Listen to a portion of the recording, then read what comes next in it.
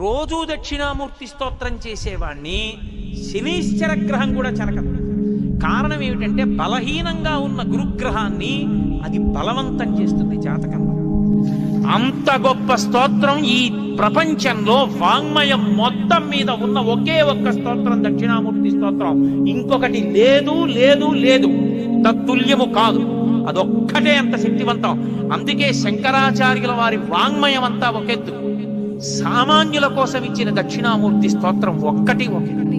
మౌనం వ్యాఖ్య ప్రకటిత పరబ్రహ్మతత్వం యువానం వర్షిష్టాంతేవ సదృశీ గణై ఆవృతం బ్రహ్మనిష్టైః ఆచార్యేంద్రం కరకలిత చిన్ముద్రమానందమూర్తిం